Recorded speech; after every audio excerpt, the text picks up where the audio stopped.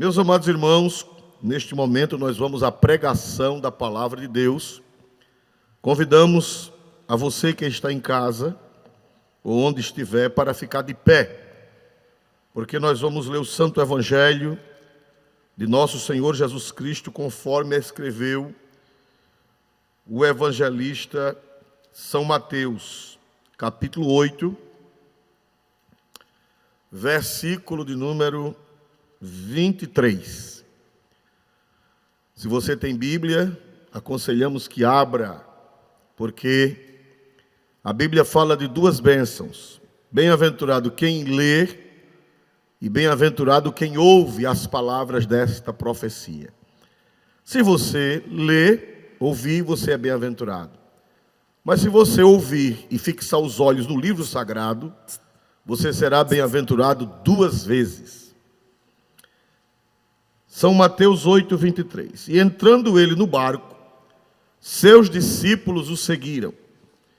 E eis que no mar se levantou uma tempestade tão grande, que o barco era coberto pelas ondas. Ele, porém, estava dormindo.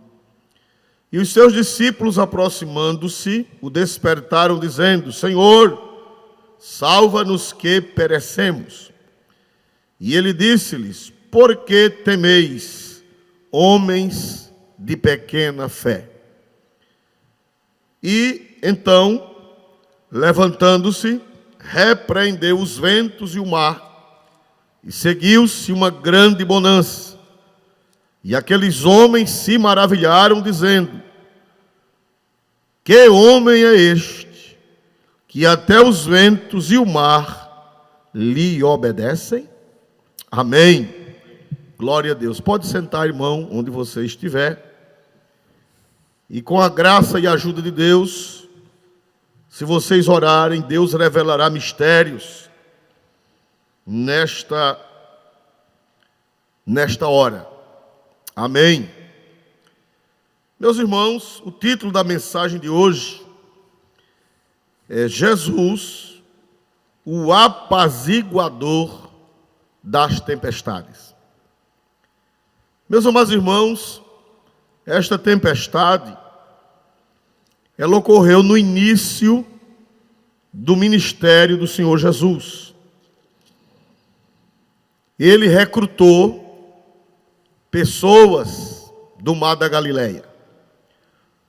Quase todos os seus primeiros discípulos eram galileus.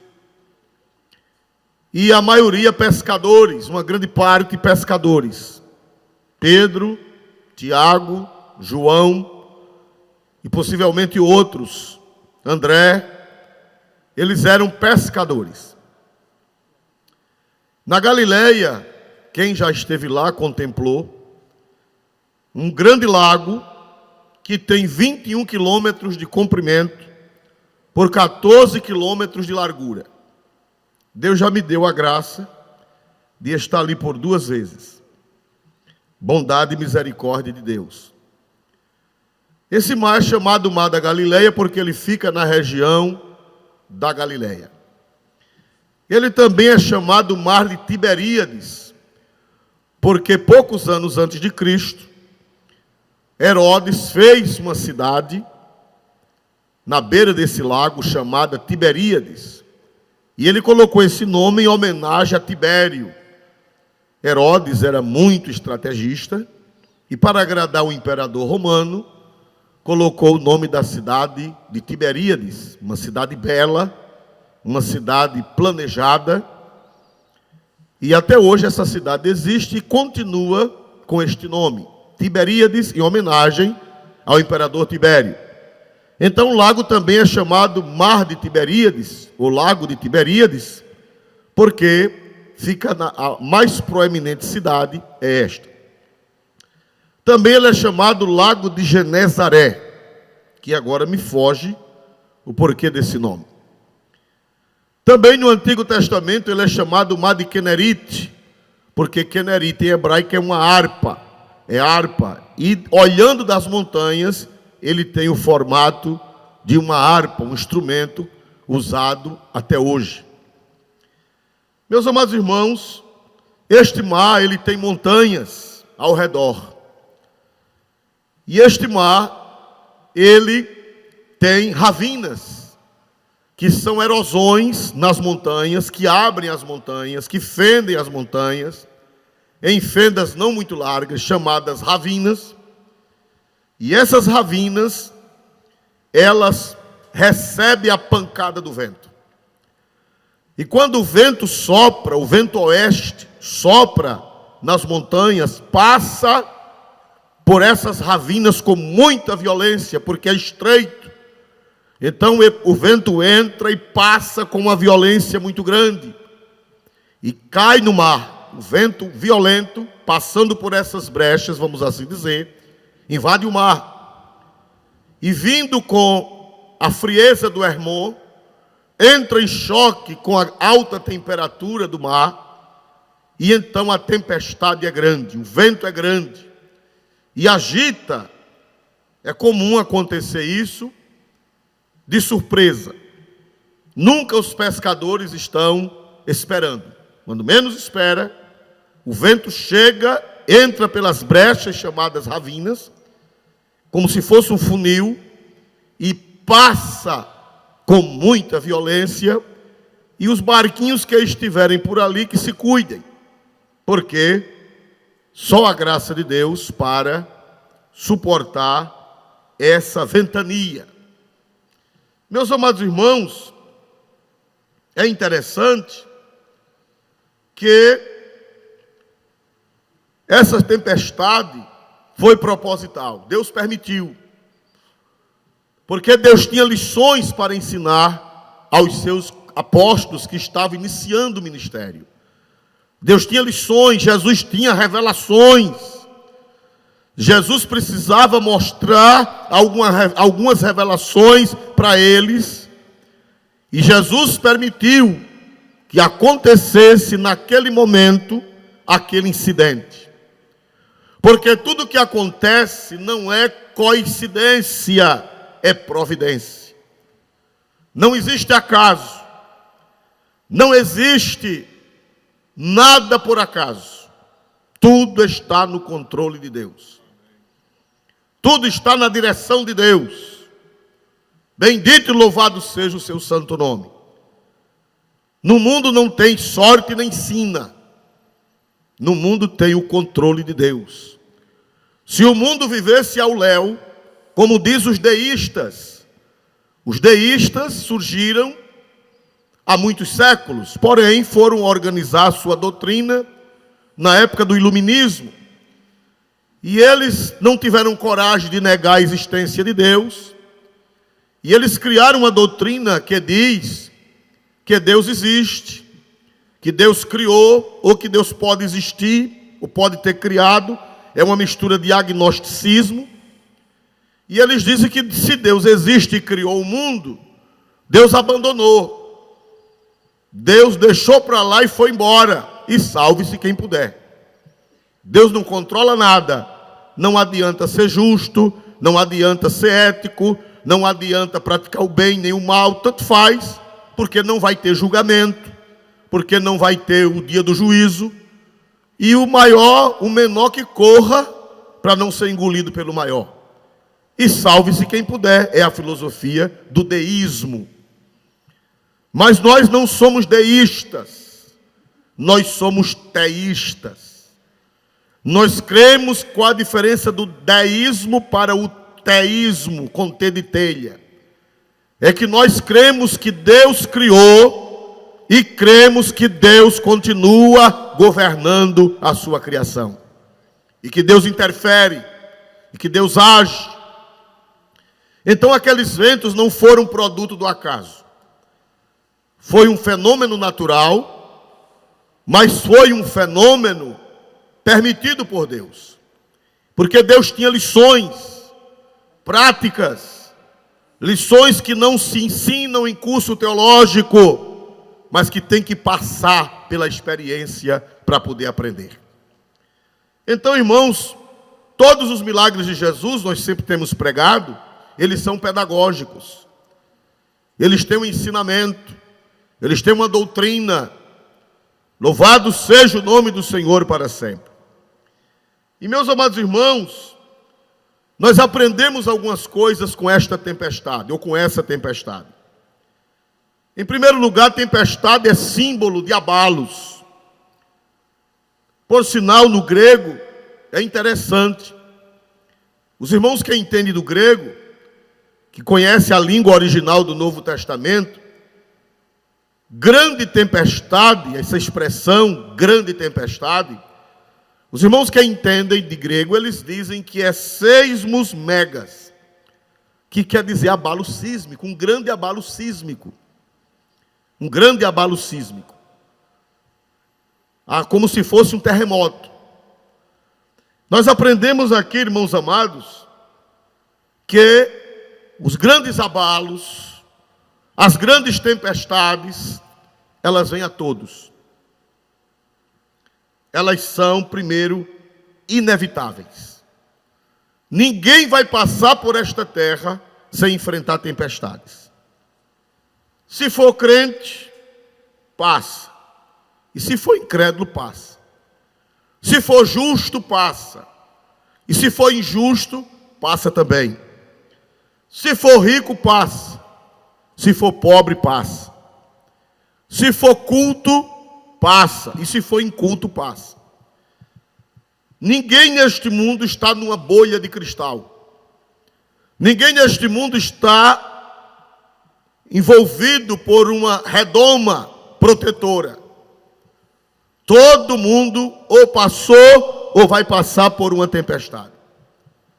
Seja uma tempestade na saúde, seja uma tempestade num problema familiar, seja uma tempestade econômica, financeira. Quem conhece um pouco de história, lembra da depressão de 1929 nos Estados Unidos. Creio que já falei aqui. As pessoas anoiteceram milionárias, os Estados Unidos estavam crescendo como nenhuma outra nação. O grande crescimento econômico na década de 20, na década de 10, década de 20. Cada americano naquela época já tinha seu carro, seu automóvel. Foi logo quando surgiram os primeiros anos do automóvel. As fábricas não tinham produto suficiente de automóvel para oferecer ao povo. Os pedidos eram maiores do que a oferta. A demanda era maior do que a oferta. Para a pessoa comprar um carro, tinha que esperar que as fábricas fabricassem, porque o pedido era maior do que a oferta. E meus amados irmãos, do dia para a noite, quem anoiteceu rico, amanheceu pobre. Foi a grande queda da Bolsa de 1929. Patrões quebraram. E os funcionários perderam o emprego do dia para a noite. E as instituições de caridade, principalmente as igrejas, começaram a dar comida ao povo. Quem escapou, começou a dar donativos. O governo também, na época, começou a fazer alguma coisa. E foram encontradas nas filas os ex-patrões e os ex-empregados na mesma fila de receber alimento. O que é isso? Uma grande tempestade, que abalou a todos. Ninguém está livre. Você nunca pense que está livre. Eu tenho dinheiro no banco. Eu tenho amigos. Eu tenho um bom plano de saúde. Eu tenho uma saúde inabalável. Eu tenho uma família estável. A tempestade pode chegar.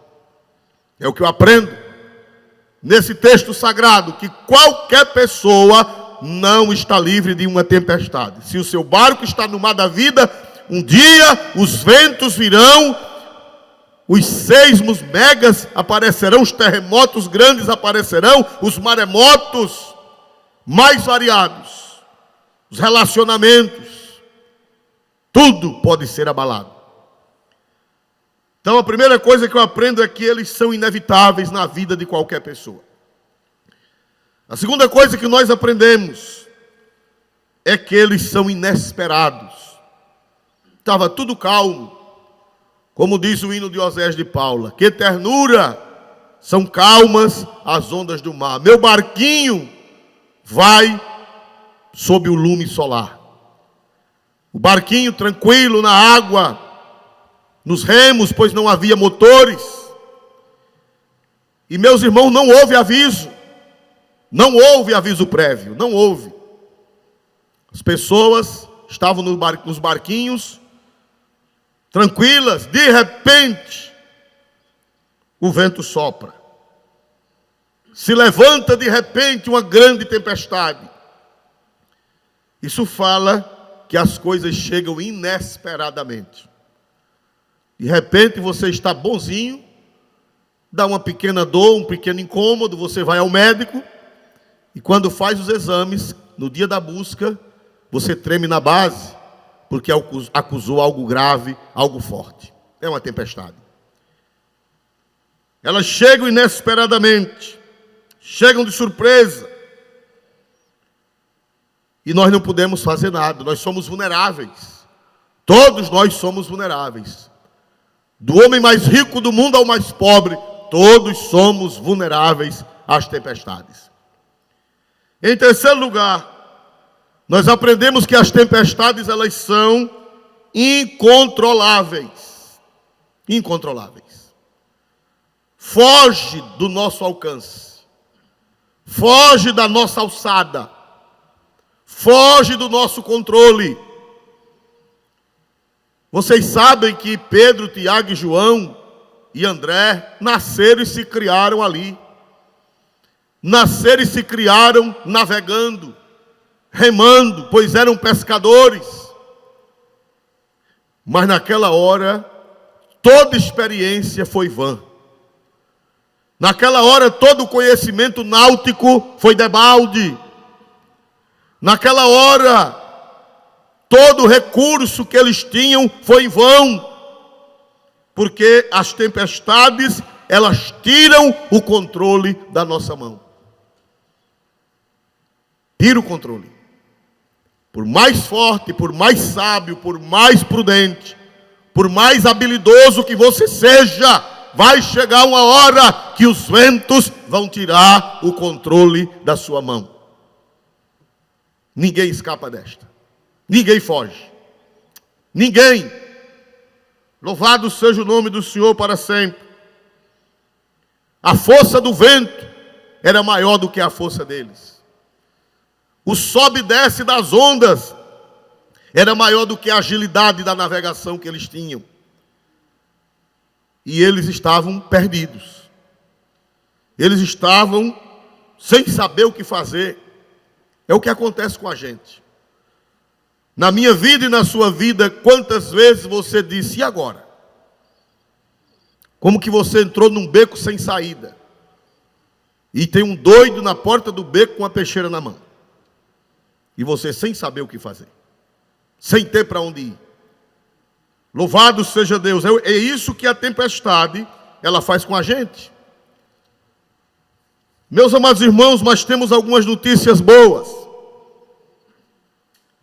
Primeira notícia boa que nós temos está no versículo 23. Eu gostaria que aparecesse na tela o versículo 23. E, por favor, leia. E entrando ele no barco, seus discípulos o seguiram. Uma notícia boa. Jesus entrou primeiro no barco. Jesus tomou a frente. E Jesus disse, passemos para outra banda. E a Bíblia diz, o irmão acabou de ler, entrando Jesus no barco. Meu irmão, feliz aquele em cujo barco da vida Jesus entrou. Tempestade vem para todo mundo, mas há diferença dos barcos. Existem barcos com Cristo e existem barcos sem Cristo. Eis a grande diferença. Observe sua vida, o barco da sua existência, se Jesus está presente. Veja, faça uma análise se Cristo está no seu barco. Faça uma análise. Porque se Ele estiver, aconteça o que acontecer, você será feliz. Não está dizendo que não vai ter tempestade, não é isso. O importante é que Cristo tenha entrado no barco da sua vida. Jesus entrou primeiro. Eu quero dizer aos irmãos que Jesus não é covarde. Eu quero dizer a quem ouve esta mensagem que Jesus não é perverso. Não.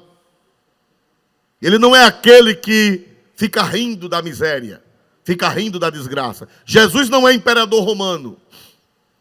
Os imperadores romanos, eles jogavam os gladiadores na arena, eles jogavam as pessoas que eles queriam matar na arena, jogavam os leões e ficavam se divertindo nas arquibancadas.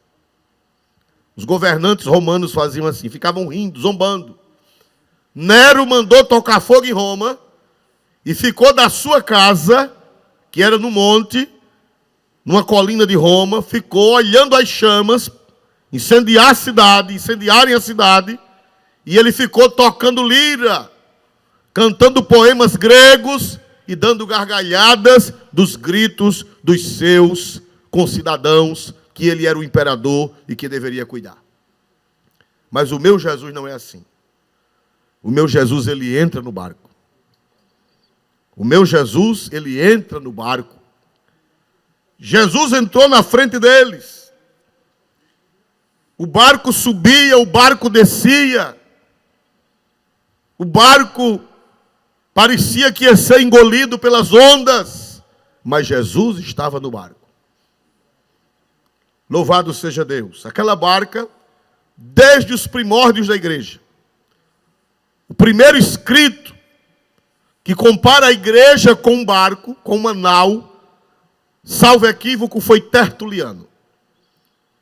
Por isso que as igrejas, a parte da bancada é chamada de nave. Pouca gente sabe disso. A nave da igreja. Por que se chama nave da igreja? Nave vem de espaço de navio. Porque o primeiro que chamou a igreja de navio foi Tertuliano, o grande apologista, um grande pai da igreja. Ele dizia que o pastor do púlpito era o piloto, que sob a égide do Espírito Santo conduzia o barco, e os cristãos sentados nos bancos era uma nave do barco. Por isso que a gente diz a nave da igreja. Então, meus irmãos, desde o primórdio, nas catacumbas de Roma, já tem desenhos da igreja de Cristo comparada com um barco.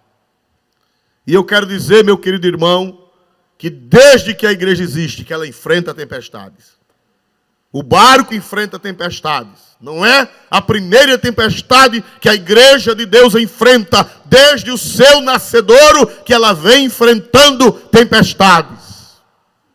Mas o Senhor está no barco. Aleluia! Ele disse, quando ele estava se despedindo dos seus discípulos, quando ele estava subindo para os céus, na hora da sua ascensão, ele disse: ide por todo mundo, fazei discípulos de todas as nações, batizando-os em nome do Pai, e do Filho, e do Espírito Santo, e ensinando-os a guardar todas as coisas, conforme eu vos tenho falado, e eis que eu estou convosco, até a consumação dos séculos. Ele não abandona esse barco. Se a água subir, se a água descer, se o vento soprar, se as ravinas deixarem passar o vento sob pressão para botar o barco para afundar, eu digo pela Bíblia, não vai afundar, porque o dono do céu e da terra, ele está no barco.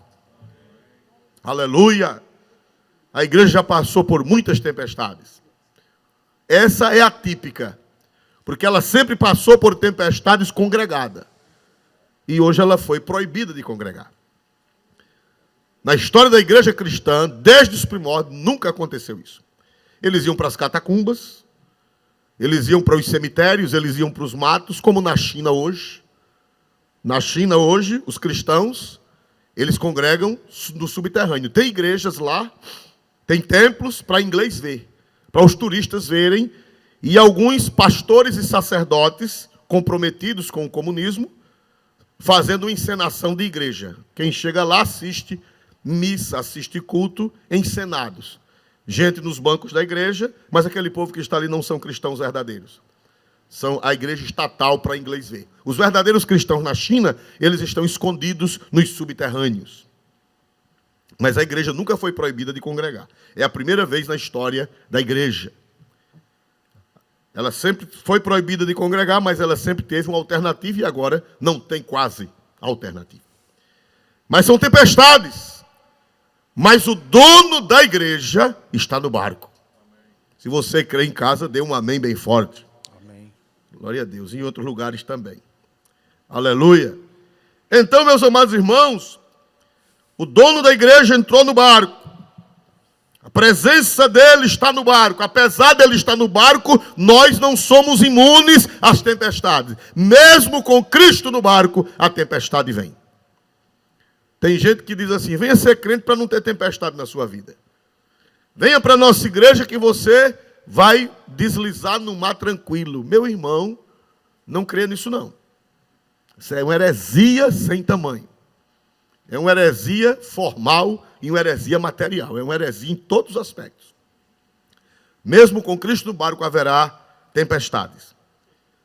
Meus amados irmãos, nós aprendemos também aqui que nas horas tempestuosas parece que Jesus não está fazendo nada. Parece que Jesus abandonou. Parece que Jesus não está ligando. A Bíblia diz, vamos ver isso, no Evangelho que lemos, versículo 24, por favor, pastor, leia o versículo 24. E eis que no mar se levantou uma grande tempestade, tão grande que o barco era coberto pelas ondas. Ele, porém, estava dormindo. Aleluia. Diz que enquanto o barco era coberto pelas ondas, Jesus estava dormindo. Bendito seja o seu santo nome. Mas pastor, vocês cristãos dizem que Jesus é Deus? Vocês cristãos dizem que Jesus é consubstancial com o Pai? Vocês cristãos dizem que Jesus é eterno?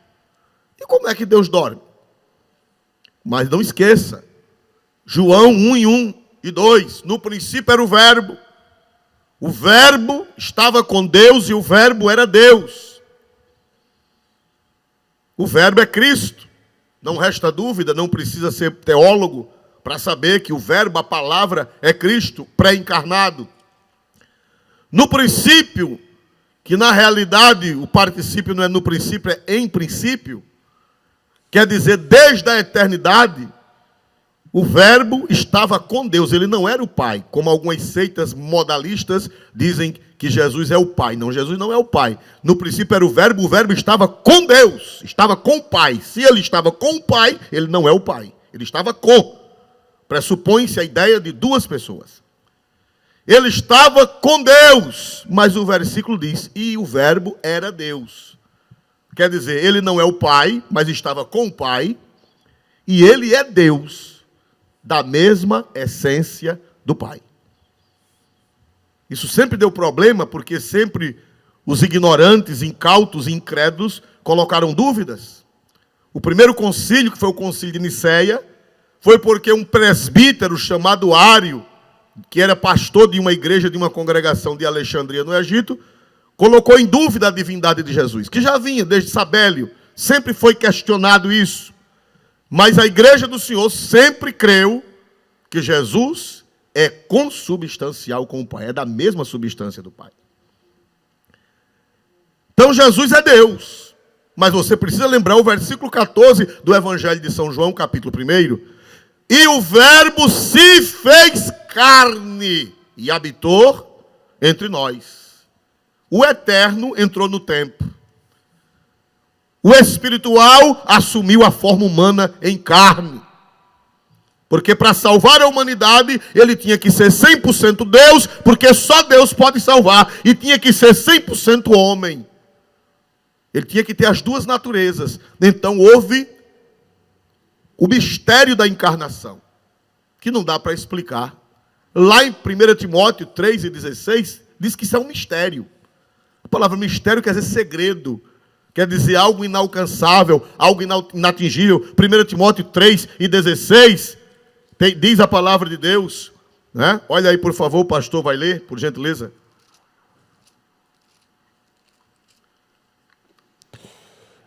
E sem dúvida alguma, grande é o mistério da piedade. Aquele que se manifestou em carne, foi justificado em espírito, visto dos anjos, pregado aos gentios, crido no mundo e recebido acima na glória. Volte um pouquinho. Sem dúvida alguma, grande é o mistério da piedade.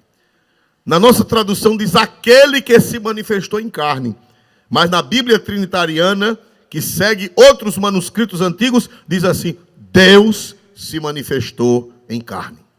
É um mistério. Está escrito que é um mistério. Como é que ele era 100% Deus e ao mesmo tempo era 100% homem? Eu não entendo. Não é para entender mesmo, não. Eu não entendo e não é para entender. Porque o próprio apóstolo São Paulo diz que grande é o mistério.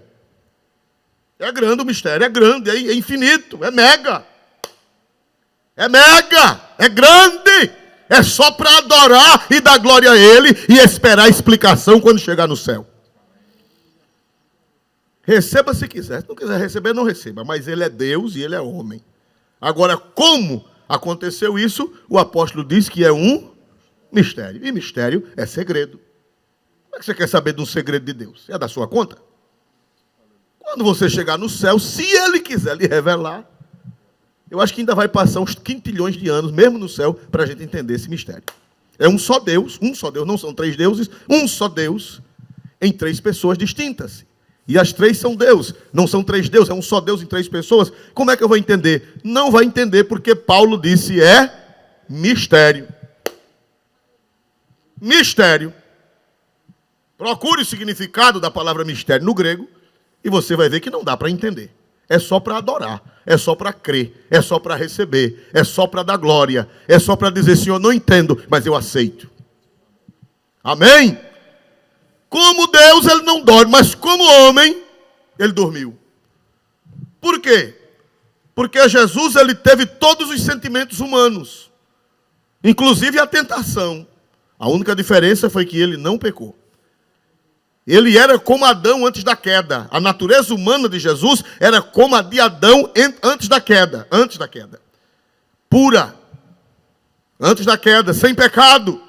A natureza humana de Jesus era a natureza de Adão antes de cair. Ele é, por isso que a Bíblia diz que ele é o segundo Adão. Aleluia! Só que o primeiro Adão caiu e o segundo venceu. E glória seja dada o seu santo nome. Aleluia. Aleluia! Então, meus irmãos, o Senhor Jesus, Ele era homem, e Ele tinha passado o dia. O evangelista São Marcos, ele nos revela que Cristo passou o dia ensinando as parábolas e explicando.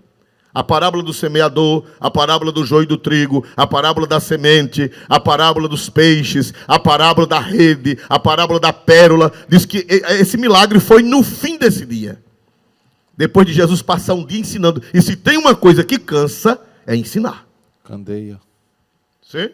Parábola da candeia. Parábola da candeia. Meio mundo de parábolas. O Senhor, porque aqui, irmão, dá para ler em um fôlego. Mas não foi um fôlego, não. Aqui na Bíblia está o resumo. Jesus passou o dia ensinando e doutrinando. E segundo os que entendem do corpo humano, disse que 1 hora de mensagem, 1 hora de ensino, 1 hora... é como se fosse pior do que trabalho braçal. Porque mexe com tudo. Mexe com a mente, mexe com os neurônios, mexe com a inteligência, mexe com o organismo físico, com tudo. Exausta. Glória a Deus, o Senhor passou o dia ensinando. E como homem, quando ele entrou, diz a Bíblia que ele já entrou com um travesseiro na mão. Já entrou no barco com um travesseirinho. E caiu, arriou. Né? Caiu lá no barco, no cantinho lá, arriou. Como homem, porque Jesus era 100% Deus e era 100% homem. Aleluia. E ainda hoje ele carrega essa natureza divina e humana. Não vai deixar mais nunca. Pastor, Jesus voltou a ser só Deus. Nunca mais ele vai voltar a ser só Deus. Ele será Deus eternamente, mas nunca vai se ver livre da natureza humana. Porque a Bíblia diz, em 1 Timóteo, capítulo 2, e o versículo, se não me engano, 5. Há um só Deus e um só mediador entre Deus e os homens, Jesus Cristo, homem. E esse versículo foi escrito depois que ele já havia ressuscitado e já havia estado assentado à mão direita de Deus. Então ele continuará sendo homem e ele leva no corpo as marcas do Calvário. As marcas do Calvário no corpo glorificado. Ele hoje está com o corpo glorificado, mas ele vai se ver com as marcas do Calvário para sempre, por toda a eternidade. Porque a Bíblia diz que quando ele voltar em glória, ele vai apresentar as marcas do Calvário aos judeus, conforme o profeta Zacarias. Diz que os judeus vão olhar para ele e vão dizer: que feridas são estas nas tuas mãos? E ele vai dizer: são as feridas com que fui ferido na casa dos meus amigos. Os judeus só vão aceitar que Jesus é aquele Cristo que morreu crucificado, porque Jesus vai mostrar os sinais dos cravos. Nunca mais Jesus vai se ver livre desses sinais. E pelo contrário, vai ser glória. Em vez de ser sinal de desgraça, vai ser sinal de glória. Nós vamos adorá-lo por toda a eternidade, por causa dessas marcas. É o selo, são os selos, são a garantia.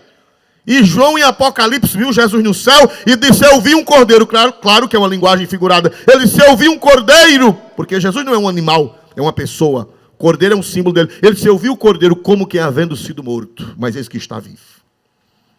Ele viu as marcas da morte de Jesus, lá na cruz do Calvário. Então, por que Jesus dormiu? Porque Jesus era homem também. O Verbo se fez carne. Louvado seja o nome do Senhor para sempre e eternamente. Meus irmãos amados, ele levou um travesseiro e ele deitou-se sereno nos braços do Pai. Porque Jesus dormia tão tranquilo em meio à tempestade? Ele dormia tranquilo em meio à tempestade porque ele sabia que não iria perecer. O Pai não iria deixar. O Pai não iria permitir. Porque ele só iria morrer quando cumprisse a sua missão. Quando ele vai morrer, na noite que ele foi entregue, ele disse: Pai, é chegada a hora. Ainda não era chegada a hora. É um aprendizado aqui. Você só vai morrer quando chegar a hora. Você vê que Jesus dormiu tranquilo, porque não era a hora dele morrer. Ele iria para o Calvário, ele teria que ser crucificado. Ele disse: quando eu for levantado da terra... Ele estava profetizando que ia morrer levantado. Ele ia morrer na cruz, erguido na cruz. Todos atrairei a mim. Então Jesus sabia que ele não iria morrer afogado. Ele sabia que não iria morrer afogado porque o Pai tinha uma missão para ele de ser crucificado. Por isso que ele dormia. Quem tem promessa de Deus dorme. Você está lembrado de Pedro? Pedro, entre os soldados, acorrentado no braço de um soldado de um lado, acorrentado no braço de outro soldado do outro... E Pedro dormindo lá em Atos 12, que é o tema da oração de amanhã de manhãzinha. Aleluia! Por que Pedro dormiu? Como é que a pessoa dorme acorrentado nos braços de dois soldados? É porque quem tem promessa, descansa. Só vai morrer no dia. Não precisa você se angustiar. O Senhor dormia. Glória a Deus. E parece que ele não está se importando com as nossas lutas. Parece que o Senhor não está se importando. Quem sabe você está dizendo: Jesus não está se incomodando comigo.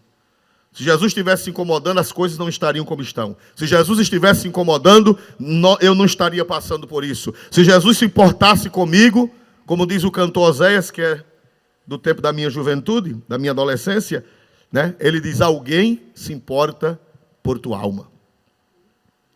Aleluia!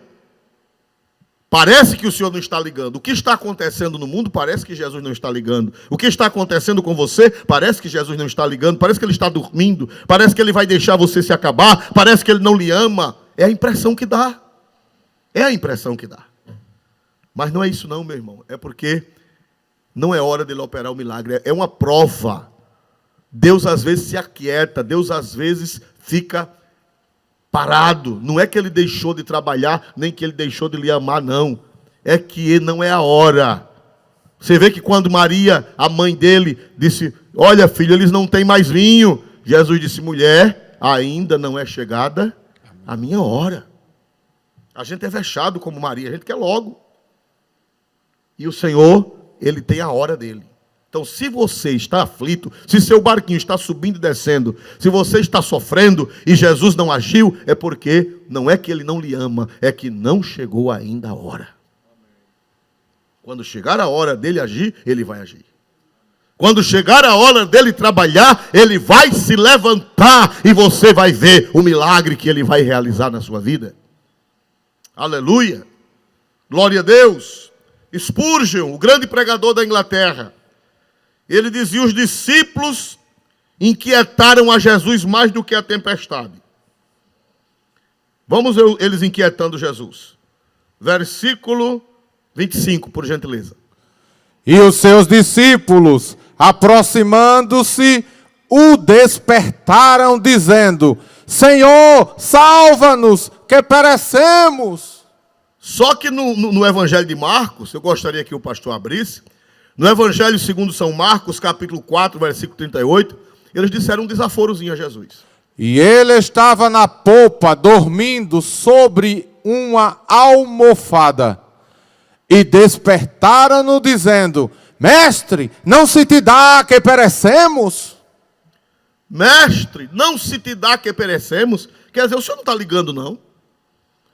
A gente é crente, a gente deixou tudo para te servir, a gente te ama, a gente deixou o mundo, deixou o pecado, e o Senhor vê a gente numa situação dessa e o Senhor não se importa. Quem sabe nesta noite tem alguém nessa situação. Jesus não me ama. Jesus não se importa. Ele não se dá, ele não liga, como nós dizemos. Ele não está ligando para mim, ele não está ligando para meu problema. Senhor, não se te dá que pereçamos. Glória a Deus, quem sabe nesta noite você já pensou isso, de que adiantou ser crente, de que adiantou servir a Deus, de que adiantou ser dizimista, de que adiantou evangelizar, de que adiantou ser professor da escola bíblica, de que adiantou ajudar nos trabalhos da igreja, de que adiantou me resguardar do pecado. Senhor, o Senhor não está ligando para mim. Meu irmão, não diga isso. E se você disse, Jesus já lhe perdoou. Se você disse, Jesus já lhe perdoou, porque Jesus sabe da natureza humana, da nossa fragilidade, das besteiras que nós dizemos. Ele sabe. Quem nunca disse uma besteira, merece uma salva de palmas. Mas na realidade merece uma salva de palmadas, porque está mentindo. Glória a Deus. Porque a Bíblia diz que não há homem que não peque pela língua. Tiago diz que não existe, o varão que não pecou com a língua é varão perfeito. Tiago disse isso. E não existe varão perfeito, porque todo mundo pecou. Se você já disse essa besteira, não se preocupe que Jesus já lhe perdoou. Jesus já lhe perdoou. Ele não se revoltou com os discípulos, quando os discípulos disseram: Senhor, não se te dá que pereçamos, o Senhor não está ligando para a nossa situação. Como disse Spurgeon, os discípulos inquietaram mais a Jesus do que a tempestade. Agora vamos ver Mateus 8:26, tem uma revelação para nós aí. E ele disse-lhes: por que temeis, homens de pouca fé? Então, levantando-se, repreendeu os ventos e o mar, e seguiu-se uma grande bonança. E disse-lhes: por que temeis, homens de pequena fé? Essa Bíblia que o pastor tem é uma antiga, que diz homens de pouca fé.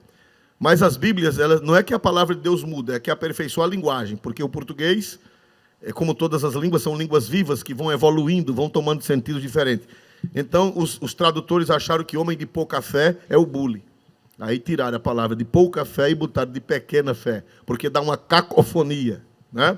Então, as cacofonias, os tradutores eles vão retirando. O sentido é o mesmo, pouca e pequena é a mesma coisa. Mas antigamente era como essa Bíblia diz, homens de pouca fé. Mas aí o pouca fé é o bullying e a chaleira. Então, Jesus disse: por quê? Por que temeis, homens de pequena fé? Interessante que só Mateus é que coloca essa repreensão antes do milagre. Os outros evangelistas não fizeram essa observação. Contaram a observação, contaram a palavra de Jesus, Mateus, aliás, Marcos e Lucas, porém, Mateus foi o único que colocou antes do milagre a repreensão de Jesus. Porque nem Marcos e nem Lucas estavam presentes. Quem estava presente era Mateus. Mateus estava presente nesse evento. Mas Marcos e Lucas não estavam, porque Marcos é a mensagem pregada por Pedro e Lucas é a mensagem pregada por Paulo. Mas Mateus, ele disse que Jesus repreendeu logo. Primeiro, antes de fazer o milagre, Jesus repreendeu. Jesus disse: homens de pequena fé. Nós aprendemos aqui que antes de Jesus acalmar o vento de fora, antes de Jesus acalmar a tempestade de fora, Jesus acalmou a tempestade de dentro da alma. Jesus disse: homens de pequena fé, por que temeis? Havia naquele momento duas tempestades. Uma tempestade no mar e uma tempestade na alma deles. Uma tempestade externa e uma tempestade interna. E às vezes a tempestade interna é maior do que a externa. Às vezes a angústia da alma, às vezes o medo, às vezes a tristeza está maior. O vento dentro de nós, os ventos dentro de nós são maiores do que os ventos que estão lá fora. Quem sabe sua alma está em tempestade, está em convulsão. Aí a pressão arterial sobe. Aí dá gastrite. Aí dá taquicardia. Aí dá até febre. Aí dá problema no fígado. O que é isso? É a tempestade da alma. Que provoca, são as doenças chamadas doenças psicossomáticas. São a tempestade da alma. E a gente vendo a tempestade fora, cria uma tempestade dentro. E Jesus, antes de acalmar a tempestade de fora, Jesus acalmou a tempestade de dentro da alma. Aleluia! E nesta noite Jesus está acalmando essa tempestade dentro da sua alma. Não temais, porque temais? Eu estou aqui, eu não abandonei o barco, a tempestade vai passar, porque eu sou Jesus, eu sou Deus, eu posso, eu faço, eu falo, o mar obedece, o vento obedece, a natureza me obedece, os homens me obedecem, porque eu sou Deus. Aleluia! Acalma a tempestade de dentro. Depois que acalmar a tempestade de dentro, então vai acalmar a tempestade de fora. Louvado seja Deus para sempre. Aleluia. Glória ao nome santo do Senhor Jesus. Nós vemos aqui que Cristo primeiro acalma a tempestade da alma, a tempestade interior. Louvado seja o seu santo nome. Não temais. Calma. Calma, baixa pressão. Calma. Para a taquicardia, calma, calma, melhora do fígado, calma, melhora do estômago, calma, não vai dar AVC, calma, calma, coração, calma, porque eu, Jesus, estou aqui para resolver o problema e tudo me obedece. Os leões obedecem a Jesus, estão lembrados? A Bíblia diz lá em Daniel, Daniel! Quando o rei gritou, Daniel! Aí Daniel disse, Daniel, você não morreu não? Ele disse, oh rei, vive para sempre. O meu Deus enviou o seu anjo. Esse anjo ali nem era Miguel, nem era Gabriel. Era anjo com A maiúsculo. Esse anjo era Jesus pré-encarnado. Que foi lá na cova de Daniel. Olha, irmão, Jesus domina leão. Jesus domina corações de reis. A Bíblia diz lá no livro de Provérbios 21:1, que o coração dos reis está na mão do Senhor. Para onde o Senhor quer, o Senhor inclina. Você pensa que Deus não domina coração de rei, não, de autoridade? Domina. Jesus é maior do que todos eles. Jesus faz. Jesus domina rei. Isso é como o ribeiro de água que bota a canaleta para o lado que quiser. Jesus domina leão. Jesus domina governante. Jesus domina vento. Jesus domina água. Jesus domina demônio. Jesus domina tudo. Ele disse, todo poder é me dado no céu e na terra. Todo poder, tudo está debaixo dos pés dele. Jesus, tudo está debaixo dos seus pés. Então não tema, não se assuste, não se assombre. Glória a Deus nas alturas dos céus.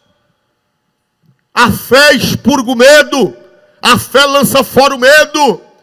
Acalme a tempestade da sua alma. Jesus agora está acalmando a tempestade interna, a tempestade do seu coração. Aleluia. Glória a Deus. Aí depois que Jesus acalma a tempestade de dentro, Jesus agora vai e acalma a tempestade de fora. Versículo 26. E disse-lhes, por favor, outra vez. E ele disse-lhes: por que temeis, homens de pequena fé?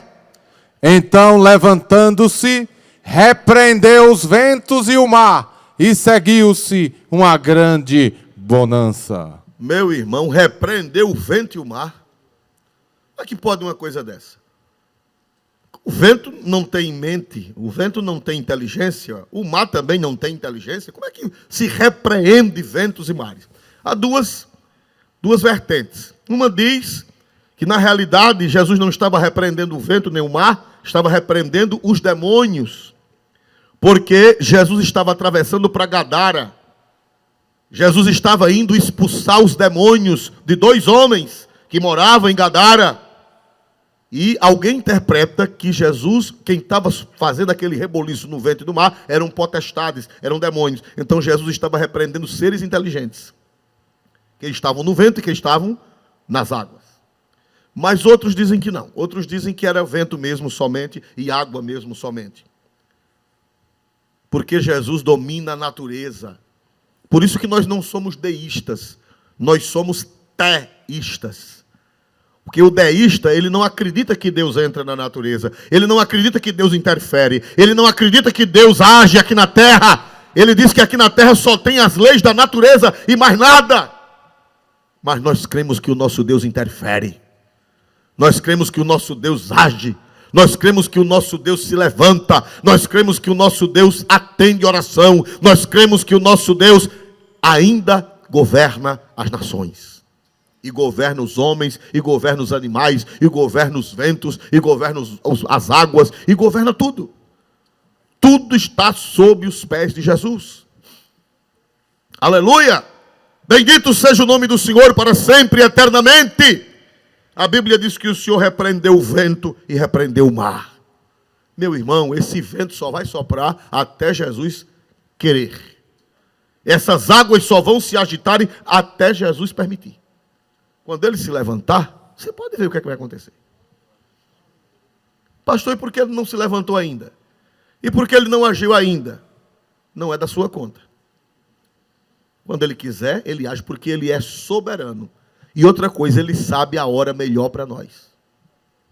Ele sabe o que é melhor para mim, ele sabe o que é melhor para você. Se ele não agiu ainda, é porque ele sabe de tudo. E você não sabe de nada. Cala a boca.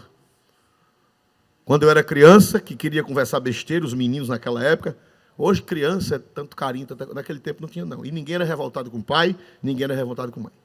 Quando a gente queria conversar o que não sabia, cala a boca, sabe nada. Hoje, misericórdia, não pode dizer isso não. Não diga isso não, que traumatiza o bichinho. Né? No meu tempo não tinha trauma não, ninguém sabia o que era. Levava o gato, como a gente diz, entre aspas, e corria para o quarto e depois estava sem trauma, sorridente, pulando do mesmo jeito. Eu ia dizer uma coisa, mas não vou dizer não. Aleluia. Glória a Deus. Cale a boca. Se Jesus não agiu ainda, ele sabe o motivo. Adore, dê glória a Deus e diga: Jesus, eu estou esperando na sua misericórdia.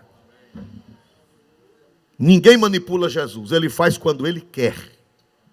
Ninguém pode marcar o dia de Jesus fazer. Ele faz quando ele quer. Ninguém pode, por isso que eu prego sempre e repito, ninguém pode marcar o dia de Jesus fazer nada. É muito atrevimento e muita ousadia. A pessoa marcar o dia de Jesus agir. Marcar a hora. Não, você não pode marcar a hora de Jesus agir. Você pode orar, você pode orar pelos enfermos, pode orar pelos problemas, você pode clamar, orar, é mandamento orar e clamar. Agora dizer, é na hora, é tiro e queda, diga isso não. Não diga isso não. Não é? É como vendedor de remédio de meio de feira. Eles diziam, é tiro e queda. Glória a Jesus, né? Meus amados irmãos, o Senhor levantou-se, repreendeu o vento e o mar. Aguarde o trabalhar de Deus. Aguarde o Senhor Jesus se levantar. Aguarde, porque Ele não está alheio. Ele lhe ama. Ele está velando de você. É porque não chegou a hora. Glória a Deus. Senão nós seríamos magos. Se todas as vezes que a gente fizesse uma oração acontecesse um milagre, a gente seria bruxo. A gente seria mago. Teríamos varinha de condão. Em nome de Jesus, plim! Não, não é assim não. Ele levanta na hora que ele quer. Você vê que no outro milagre, no Evangelho de São Mateus 14, quando ele tem outra tempestade, só que dessa vez ele está no monte e ele vem caminhando sobre as águas, a Bíblia diz que ele chegou na hora terceira, não foi? Glória, que é às 4, na vigília. Ele não veio na primeira vigília, não veio na segunda, veio na terceira. A terceira vigília é entre 3 e 6 da manhã. A primeira vigília é de 6 às 9. A segunda, a de 6 às 9, de 18 horas às 21 horas. A segunda vigília das 21 à meia-noite. A terceira vigília, de meia-noite às 3. E a quarta vigília, de 3 às 6 da manhã. A quarta vigília. Então, Jesus deixou para chegar na última vigília. E eles gritando. Jesus, não vou. Jesus chega. Vou não, agora não. Só vou quando eu quiser. Jesus venha logo. Clame mais. Agora eu só vou na hora que eu quiser. Que eu sei o que é melhor e você não sabe de nada. E cala a boca. É só para clamar e não é para reclamar. Há uma diferença entre clamar e reclamar. Então, irmãos amados, Jesus operou o milagre. O vento parou, o mar se aquietou. Bendito e exaltado seja o seu santo e glorioso nome. Aleluia. Creia neste Cristo. Ele existe. Ele está vivo, Ele está ressuscitado. Ele está à mão direita de Deus. Ele tem todo o poder no céu e na terra. Ele voltou à plenitude. Ele voltou a todo o poder. Ele estava limitado pelo corpo humano e fez isso. Imagine agora que Ele tem todo o poder no céu e na terra. Calma. Aleluia. Louvado seja Deus. Ele criou o céu, Ele criou a terra, Ele criou o mar, Ele criou os animais, Ele criou os homens e Ele a tudo governa. Ele a tudo domina. Mas para encerrar, eu ainda quero ouvir um hino hoje, porque eu tive que resolver algumas coisas e não participei dos louvores. Versículo 27, aliás, 26 outra vez, por favor. E ele disse-lhes: por que temeis, homens de pequena fé? Então, levantando-se, repreendeu os ventos e o mar, e seguiu-se uma grande bonança. Aleluia! Meu irmão, nessas horas que a gente está na tempestade, a gente não acredita que vem bonança. A gente acha que mais nunca vai vir bonança. Mais nunca vai vir sossego. Mais nunca vai vir paz. Mais nunca vai vir tranquilidade. Mais nunca vai vir prosperidade. Mas o Senhor manda dizer, vai vir grande bonança. Aleluia. Pode crer que vai vir bonança. Pode crer que a paz vai voltar. Pode crer que a prosperidade vai voltar. Porque o Deus a quem nós servimos, depois da tempestade, Ele traz bonança. Ele restaura. Ele retorna o que se perdeu. Louvado seja o seu santo nome. Glória a Deus. E a glória da última casa será maior do que a da primeira. Pastor, não acredito. Se você crer, vai acontecer. E se você não crer, vai acontecer. Porque Jesus trabalha assim. Eu acho que eles pensavam que nunca mais iam ver bonança. Eu acho que eles pensavam que nunca mais iam ver sossego. Eu acho que eles pensavam que nunca mais iam ver prosperidade. Mas a Bíblia diz, e houve grande bonança. Tudo se restaura. Não é a primeira tempestade. Não é a primeira tempestade que acontece na terra. Se você vê as fotos da Alemanha, na Segunda Guerra Mundial, você vê preto e branco a foto da destruição e na mesma foto, ao outro lado colorido, a foto da restauração. Eles restauraram os prédios do jeito original. Eles não mudaram, não fizeram arquitetura moderna, fizeram arquitetura original. Você não imagina que foi destruído. Eles deixaram algumas igrejas destruídas, deixaram alguns prédios destruídos, só para ficar de lembrança da destruição. Mas tudo foi restaurado. Tudo voltou ao seu lugar. Aleluia, aleluia. Isso eu estou dando como exemplo. Tem muitos outros na história. Haverá grande bonança. Tudo voltará ao seu lugar. Glória a Deus. Aleluia. Receba esta palavra profética. Você ainda vai cantar. Você ainda vai bailar.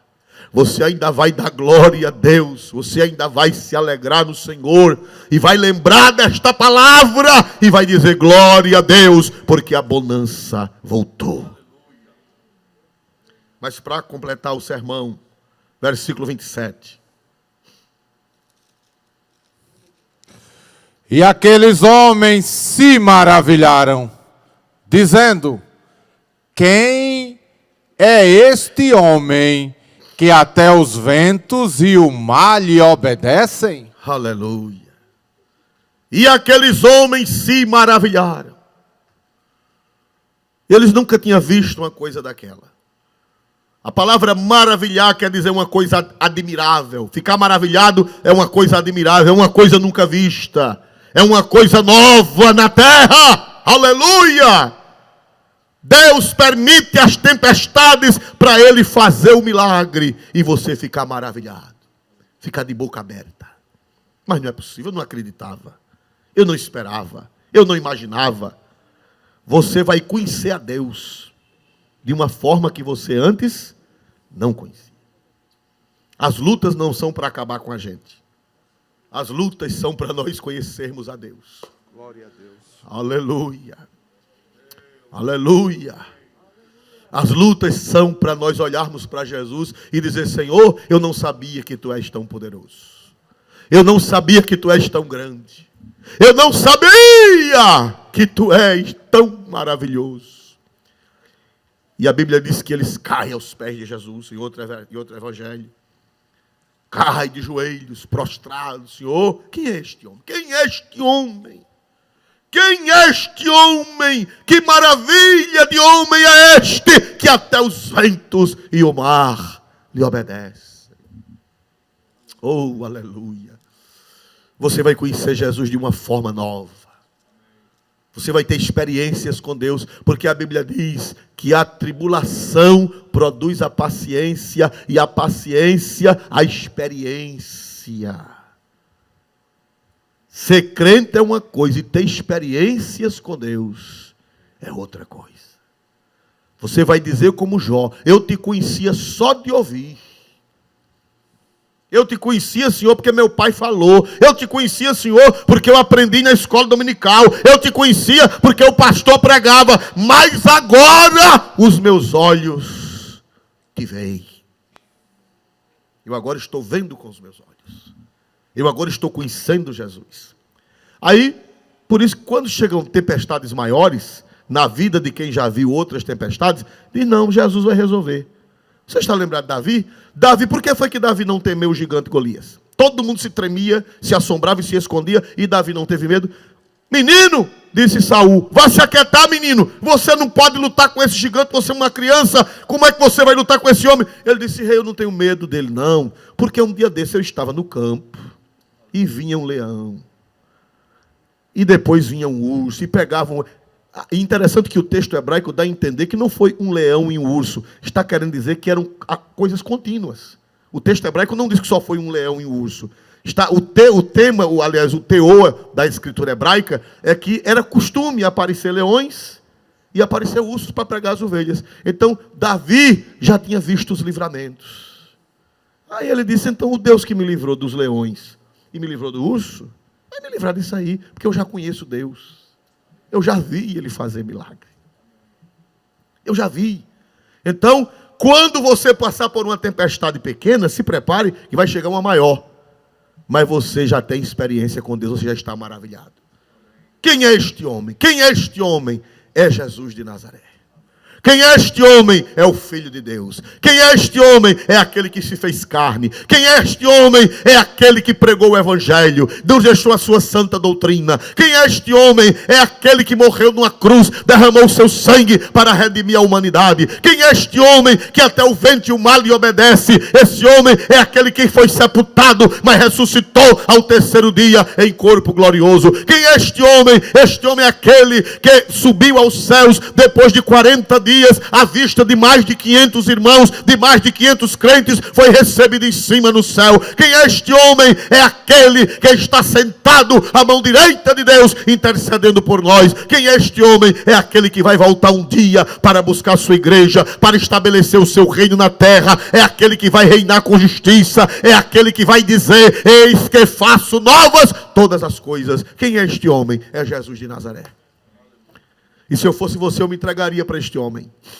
Se eu fosse você agora, eu dobraria os meus joelhos e diria: Jesus, eu quero me entregar para ti, porque tu és maravilhoso. Eu quero me entregar para ti, porque não há outro. O apóstolo São Pedro, uma vez, Jesus disse: vocês também querem me deixar? O apóstolo São Pedro disse: Senhor, para quem? Não é para onde. Alguém diz assim: para onde iremos nós? Não está na Bíblia para onde. Está escrito: para quem iremos nós, se tu tens as palavras da vida eterna.